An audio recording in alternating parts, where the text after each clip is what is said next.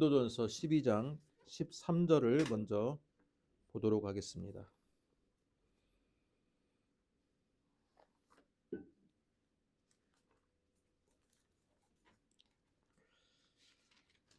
(12장) 13절입니다.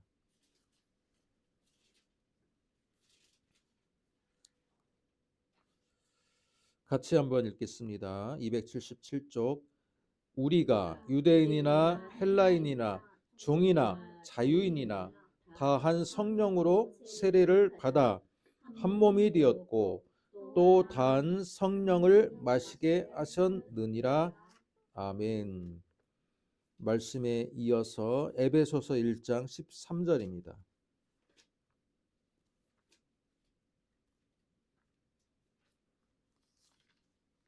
에베소서 1장 13절. 이번에도 같이 한번 읽겠습니다. 그 안에서 너희도 진리의 말씀 곧 너희의 구원의 복음을 듣고 그 안에서 또한 믿어 약속의 성령으로 인치심을 받았으니. 오늘 두 본문의 말씀을 가지고 장로교회에서의 성령 세례라는 제목으로 말씀을 듣도록 하겠습니다. 오늘 3월 1일 3.1절을 맞이했습니다. 3.1절 하면 우리 민족의 대표 33인의 성령문 낭독이 기억이 나고 또한 전국 각지에서 3.1운동의 물결이 일어났던 것을 기억합니다. 저희가 살고 있는 동네 가운데 김포 양촌 오라니 장터가 있습니다. 근데 오라니 장터에도 어떤 비석이 세워져 있는데 3.1운동을 했던 지역이다 기념하는 기념비가 있습니다. 33인의 우리 민족의 대표들이 독립선언문을 낭독했을 때 그 중에서 개신교인들은 몇 명이었고 또한 다른 종교인들은 몇 명이었는지 대충 아십니까? 개신교인들이 33인 가운데 16명이었다고 합니다. 거의 절반입니다. 그리고 손병이로 일컬어지는 그 천도교, 우리 민족 종교 있잖아요. 유교, 불교, 선교가 결합되어 있는 이 천도교가 약 15명이었다 그럽니다. 그리고 불교가 한용운으로 대표되는 이 불교가 2명이었습니다. 그렇게 해서 33명이 되었는데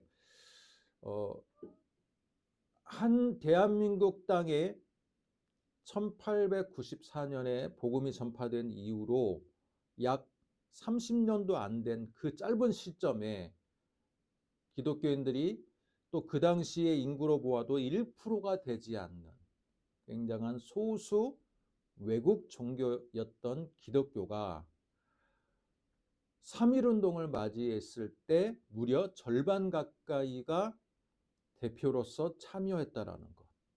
여러분, 그 사실을 통해서 우리는 무엇을 알 수 있습니까? 굉장히 구국에 대한 열정과 나라에 대한 걱정을 하는 종교였다라는 거예요. 개신교가.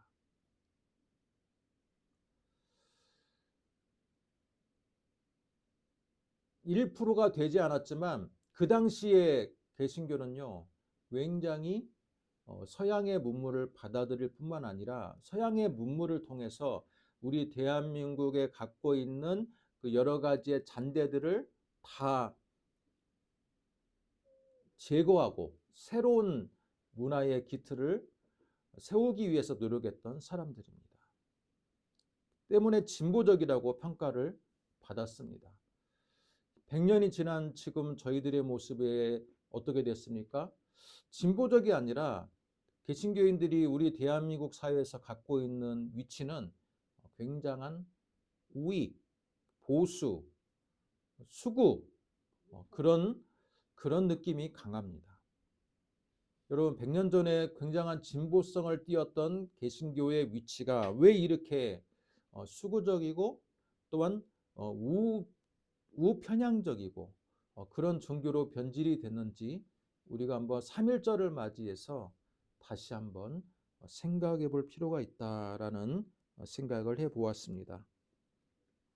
오늘 말씀은 지난주에 이어서 말씀이에요. 사도행전 지난주 8장을 통해 가지고 사마리아 지역에 빌립이 전도를 내 가지고 많은 이적과 능력을 보여주면서 세례를 받았습니다. 세례를 받았는데 세례를 받았음에도 불구하고 사도행전의 8장의 기자는 뭐라고 표현하고 있습니까? 아직 사마리아 땅에 성령이 내리지 않았다. 예루살렘 교회에서 베드로와 요한을 파견하고 사마리아 지역에서 과연 어떤 운동이, 어떤 성령의 역사가 나타나는지를 확인하러 보냅니다. 그런데 그들이 가보니까 어때요? 다들 물세례를 받고 예수를 믿는 그런 그 엄청난 사마리아에도 엄청난 부흥의 그런 분위기가 감지가 되었지만 그들이 보니까 성령이 내리지 않았다는 거예요. 그래서 어떻게 합니까? 베드로와 요한이 친히 안수를 하매 성령이 비로소 그들에게 내려졌더라 라는 구절을 우리가 보았습니다. 우리 개신교는 성경을 가장 진리의 시금석으로 보는데요. 문제는 뭐냐면 성경을 바라보는 관점과 해석의 차이가 존재하고 있을 수 있다는 거예요. 성경을 바라보고 해석하는 관점에 따라서 지금 개신교 안에 수많은 교단들이 나뉘게 된다는 겁니다. 순복음으로 대표되는 오순절 교단은 어떻습니까? 사도행전 8장을 이게 거의 일회성이 아니라 전 세계적으로 시간을 초월한 진리로 받아들입니다. 아무리 신자가 예수를 믿기로 작정을 하고 물세례를 받았다 할지라도 어때요? 또 다른 불의 세례, 즉 성령 세례가 제2의 성령 세례가 필요하다는 입장입니다. 성령 세례를 받지 않고 그냥 물 세례만 받는 신자들의 삶은 어때요? 굉장히 규율적이고 또한 큰 변화를 기대하기 힘들다고 보는 것이 오순절 계통의 교단입니다. 반면에 장로교는 어떻습니까?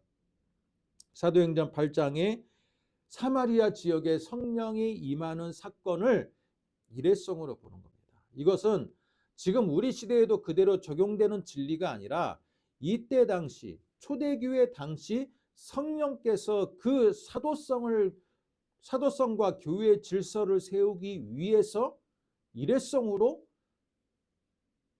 물세례를 받은 이후에 추가적으로 성령 세례가 부어졌다라고 보는 관점이에요.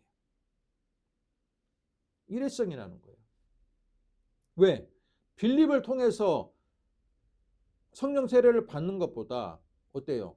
수제자 그룹이었던 베드로와 요한, 예루살렘 교회 중심으로 교회의 일치성과 교회의 확장이 주도적으로 이루어지게 하기 위해서 성령께서 특별히 사마리아 지역에 성령의 임함을 보류하셨다라는 거예요.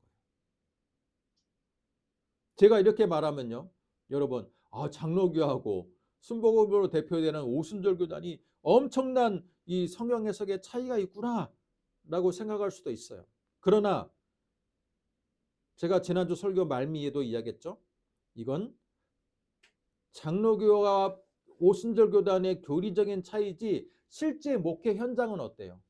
목사님이 어떤 은혜를 받았냐에 따라서 오순절의 목사님도 장로교식으로 설교할 수도 있고 장로교 목사도 오순절식으로 설교할 수 있다라는 거예요. 자, 오늘 말씀은 그 말씀에 이어지는 부분입니다. 장로교에서는 사도행전 8장을 일회성이다, 단회성이고 실제 그들이 가장 기본으로 삼는 모토되는 구절, 성령 세례와 관련되는 가장 기본적인 구절, 어떤 것을 중점적으로 보고 있느냐? 오늘 말씀이에요. 오늘 말씀을 보시면 고린도전서 12장 13절, 우리가 유대인이나 헬라인이나 종이나 자유인이나 다 한 성령으로 세례를 받았고 라고 되어 있습니다. 여러분, 유대인 헬라인 종이나 자유는 뭐예요?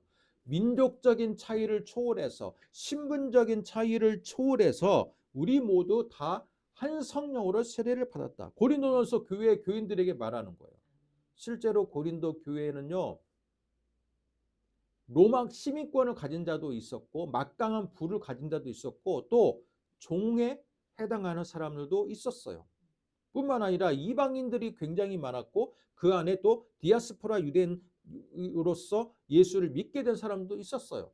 여러 신분 고하를 막론하고 모든 사람들이 다 모였어요. 그런데 그들을 일치시키는 게 뭐냐? 바로 우리가 다 한 성령을 받았다라는 거예요. 그런데 이 구절을요, 사도행전 8장과 비견해서 우리가 비교해 본다면 어때요? 사도행전 8장으로 보면 아직 사마리아 땅에 성령 세례가 내리지 않았잖아요. 물 세례만 받았잖아요. 물 세례만 받고 성령 세례를 안 받고, 또 이것을 오늘 고린도 교회 12장에 대입해 본다면 어떤 신자는 물 세례만 받았고 어떤 신자는 또 제2의 세례인 성령 세례까지 받았고, 교회 안에 물 세례만 받은 자, 성령 세례도 제2의 은혜로서 성령 세례까지 받은 자가 서로 여러분 섞여 있으면 교회의 일치성을 이루기 어렵잖아요. 그죠? 제 말이 좀 어렵습니까? 그런데 사도 바울은 고린도전서 12장 13절에서 야, 우리가 너희들이 유대인이나 헬라인이나 민족적으로 초월해 있고 종이나 자유인이나 로마 시민권자나 부자나 가난하잖아, 모든 신분고하를 막론하고 우리가 다 어떤 사람들이다? 누구는 물 세례를 받았고 누구는 성령 세례를 받았고, 그렇게 나누는 게 아니라 사도 바울은 뭐라고 표현합니까? 우리가 다 신분 고하를 막론하고 다 한 성령으로 세례를 받았고, 이렇게 표현하는 거야. 한 성령으로 세례를 받아 바로 예수 그리스도 안에서 한 몸이 되었다라고 표현하고 있습니다. 이건 뭐예요? 사도행전 8장처럼 누구는 물 세례만 받고 또는 성령 세례가 제2의 성령 세례를 받은 자들이 서로 나뉘는 게 아니라 바로 예수를 믿는 순간에, 예수를 믿고 물 세례를 받는 순간에 우리는 다 모두 성령 세례를 받았다라는 게 오늘 해석의 전제가 되는 말씀이에요. 장로교인들은 그래서 사도행전, 장로교회 지금 그 신학교에서는요, 사도행전 8장은 일회성이고 실제로는 고린도전서 12장 13절이 원래 성령 세례에 관련되어 있는 깊이가 있는 본문이다라고 말합니다. 한마디로 물 세례를 받는 것과, 그죠? 받는 것과 성령 세례 받는 것을 굉장히 동일시하지는 않아요. 동일시하지는 않지만 세례를 받기로 고백하고 회심하는 순간, 그죠? 아, 내가 예수를 믿어야지. 믿어지는 그 은혜가 임하는 순간이 바로 성령 세례가 부어지는 순간이다라고 말해요. 그러면 그 믿어지는 순간 성령 세례를 받았고 그것에 대한 교회에서 공식적인 확증으로서 물 세례를 주는 거예요. 그러면 이건 뭐예요? 물 세례를 주기 전에 이미 바로 예수를 믿기 위해서 회심하는 순간에 우리 모두는 성령 세례를 받았다라는 겁니다. 자, 오늘 두 번째 본문인 에베소서 1장을 보겠습니다. 1장 13절도 마찬가지예요. 에베소서 1장 13절도 뭡니까? 그 안에서 너희도 진리의 말씀 곧 너희의 구원의 복음을 듣고 그 안에서 또한 믿어 약속의 성령으로 인치심을 받았으니, 여기 보면 믿는 것과, 여러분 그 후반부를 보세요. 또한 믿어 약속의 성령으로 인치심을 받았다. 여기 한번 볼펜이 있으면 줄을 한번 쳐보세요. 여기는 뭐예요? 믿는 것과 인치심, 성령 세례가 시차가 거의 없이 동일시되고 있잖아요.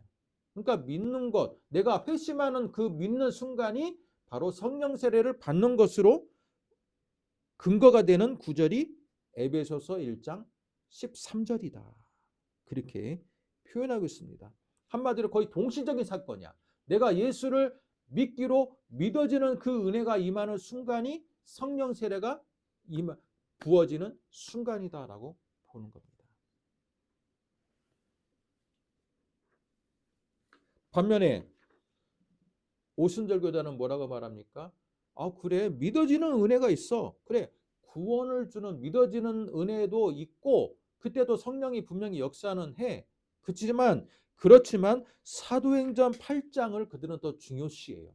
사도행전 8장처럼 믿어지는 데에도 성령의 은혜가 필요하지만 또 믿고 나서 그냥 뜨뜻미지근하게 신앙생활 하는 것보다 사도행전 8장처럼 직접 성령이 카리스마 있는 성령이 임해서 은사도 임해지고 이적도 나타나고 방언도 터지고 여러 가지의 현상들이 나타나는 그런 제2의 성령, 제2의 기름 부음의 성령이 필요하다는 입장이에요.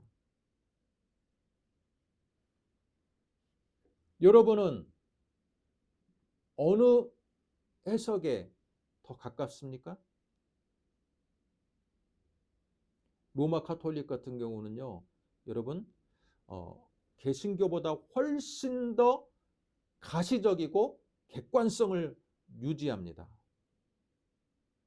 우리가 지난번에 제가 이전에 화이트보드에다가 잠깐 강의해가지고 영상을 올린 적이 있는데 그 중에 칠성례라고 있죠. 카톨릭의 칠성례가 있는데 가장 대표적인 게 여러분 세례와 관련된 대표적인 성례가 두 가지 성례가 있습니다.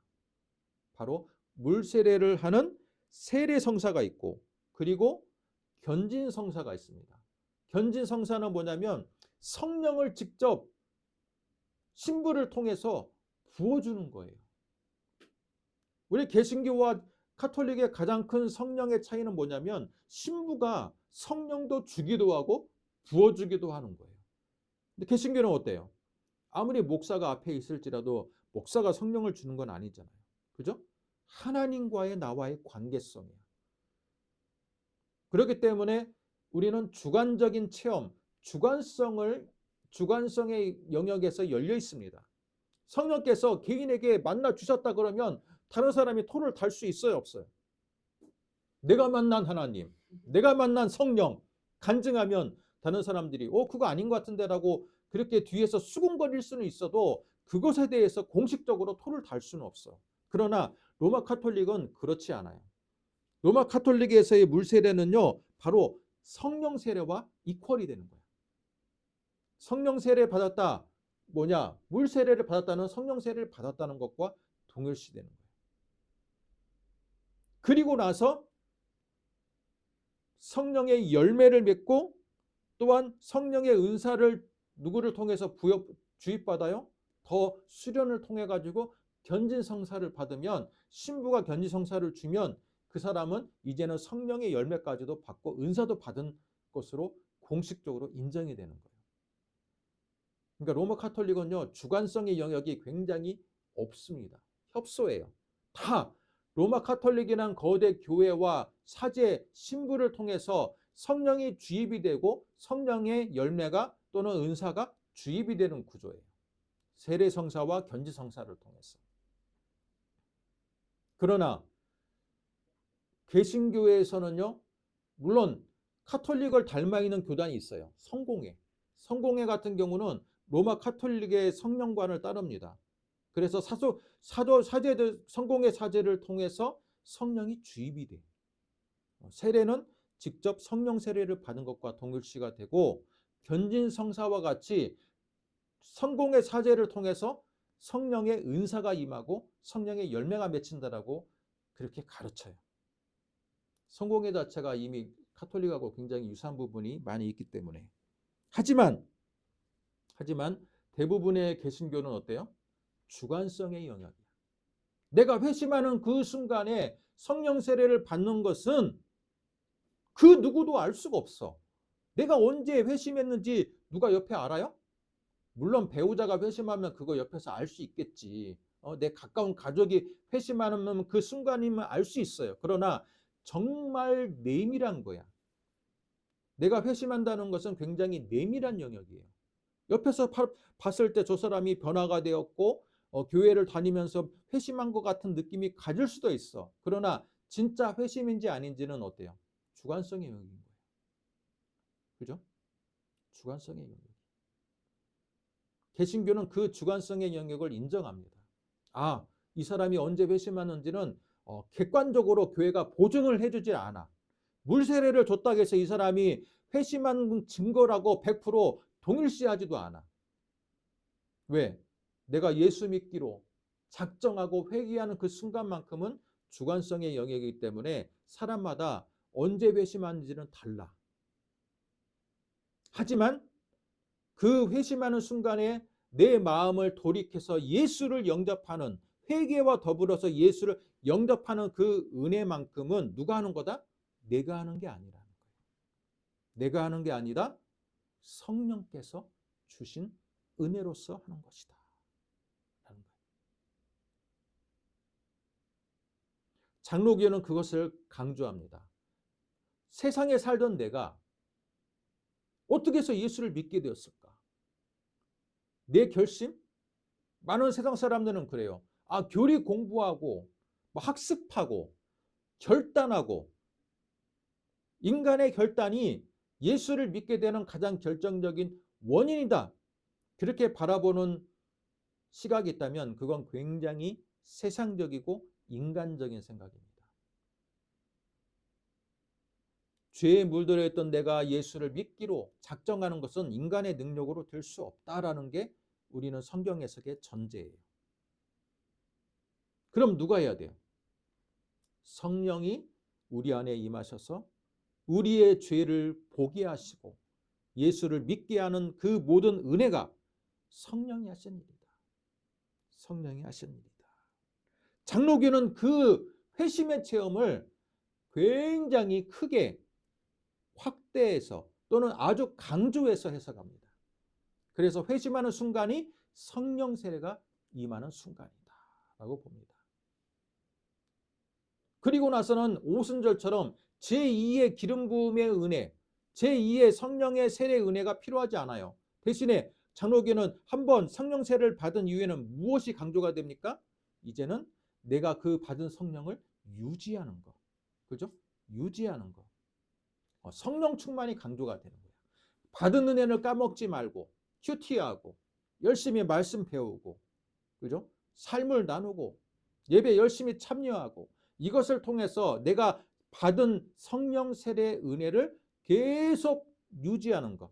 그게 바로 성령의 충만인 겁니다. 반면에 오순절은 분명히 내가 회심하는 그 순간에 성령이 역사하는 것은 인정을 해요.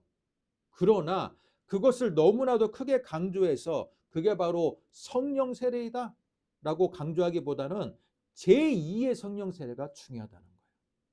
사도행전 8장에 임했던 직접 현상적으로 나타나는 은혜, 방언하고 예언하고 여러 가지의 능력이 나타나는 그 체험이 있어야지만이 진짜 신자가 된다는 거예요. 그래서 오순절 교단은 어때요? 장로교인들을 은근히 깔아보는 게 있어요. 저거 회심만 강조하고 제2의 세례조차도 모르고 성령의 역사조차도, 은사로서 임하는 여러 가지의 카리스마적인 성령조차도 인정하지 않는 교단을 자기들보다 훨씬 더 못하다고 생각하는 거예요. 반면에 장로교는 어때요? 장로교는 오늘 말씀에 근거해서 고린도전서 12장 13절과 에베소서 1장 13절에 근거해서 봐라, 바울조차도 교회의 일치성에 대해서 이야기할 때 인치심과 세례와 인치심을, 성령의 인치심을 동일시하지 않았느냐. 뿐만 아니라 유대인이나 헬라인이나 신분 고하를 막론하고 우리가 다 한 성령으로 세례를 받았다고 했는데 왜 누구는 물 세례만 받고 누구는 불의 세례를 받고 누구는 뭐하고 그렇게 바울은 나누지를 않았다. 그렇게 나누는 것 자체가 교회의 일치성을 깨트리는 것이다 라고 주장을 해요.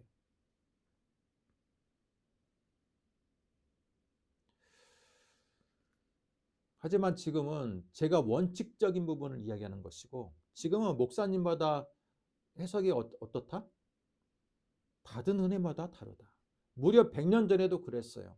여러분이 신학을 하시는 분들은 알고 있는 유명한 목사님이 있어요. 영국의 런던에서 웨스트민스터 체프를 30년 동안이나 웨스트민스터 교회 장로교 중에서 이 장로교 런던은 청교도의 고향 아닙니까?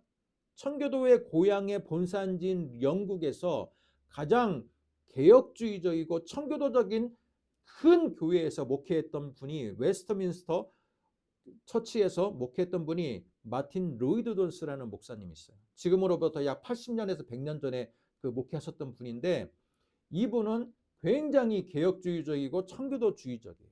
그런데 그런 장로교 목사님임에도 불구하고 그는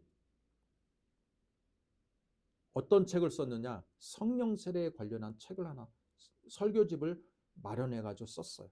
근데 그 내용은 뭐냐면 굉장히 중간자적인 입장이면서 오히려 오순절에 가까운 포지션을 갖고 있어요. 그분이 볼 때는 그래요. 그분이 목회를 해봤더니 기존의 청교도의 체계에서는 신자들이 단순히 나는 예수를 믿으니까 성령 받았어. 그거에 너무 만족해 한다는 거예요. 청교도들 장로교인들이 어때요? 교리가 그렇잖아요.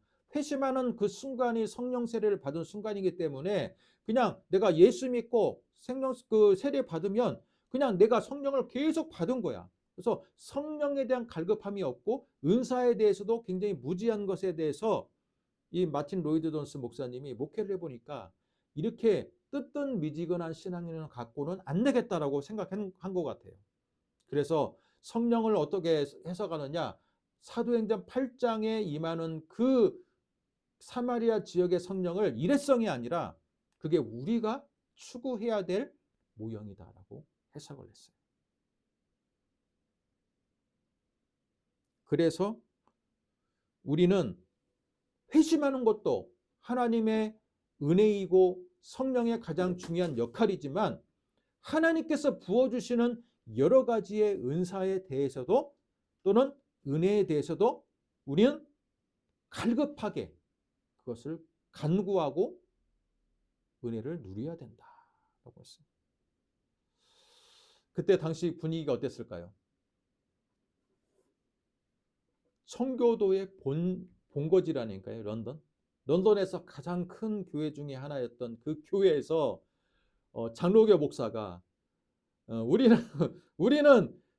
은사를 추구해야 되고 하나님께서 기름 부어 주시는 그 제2의 기름 부음의 은사도 추구해야 된다라고 이야기한 거예요. 우리나라 같았으면 아마 쫓겨났을 거예요. 근데 그 목사님은 워낙 입지가 탄탄하고 또 강해 설교로서는 지금도 유명하신 분이에요. 여러분 아마 그 기독교 서점 가보면 반드시 그분의 책이 있어요. 마틴 로이드 존스의 로마서 강해 또는 무슨 강해 이 시리즈로 있어.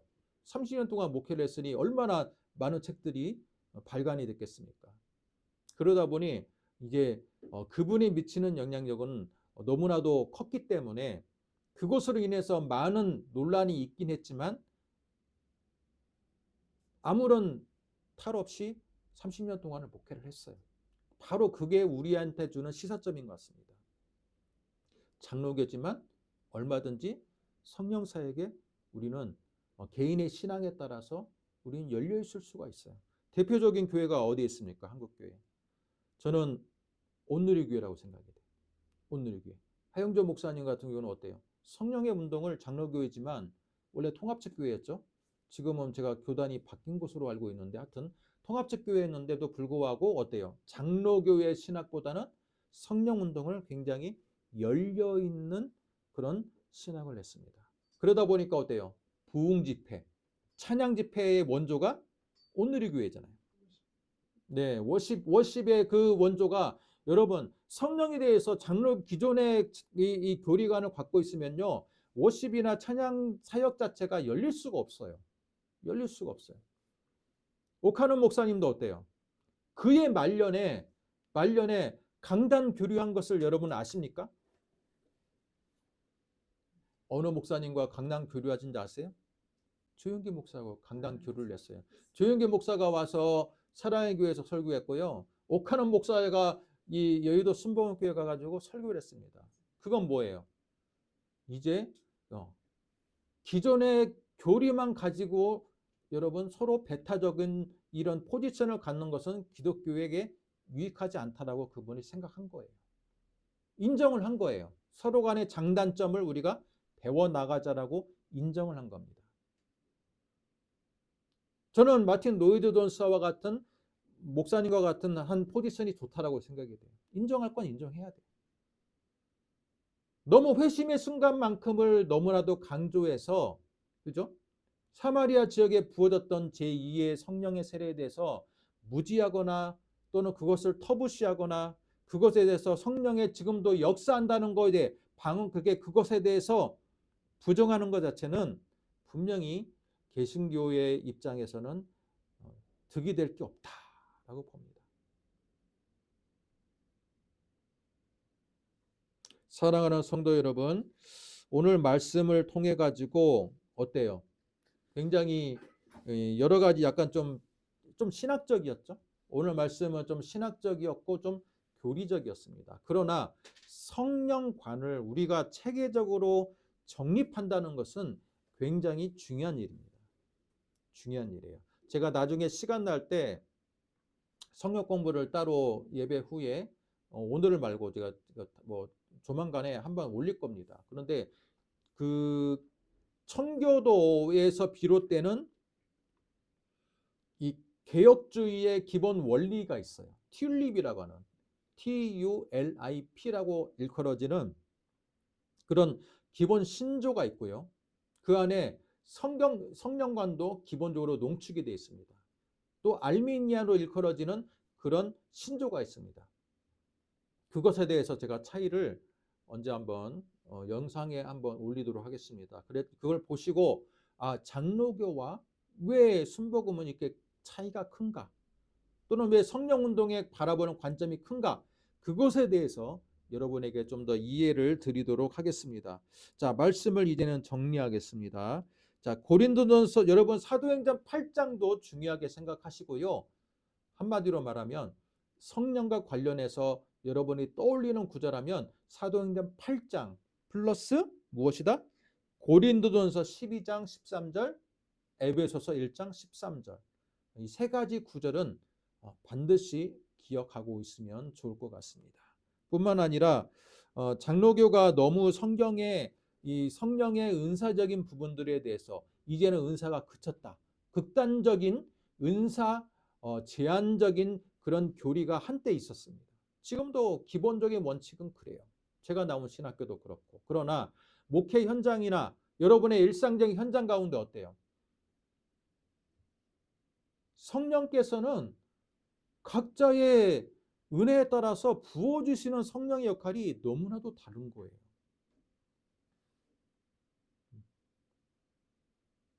은사가 많은 사람도 있어요. 다만 그 은사주의를 너무나도 많이 추종하고 추구한 나머지, 그죠?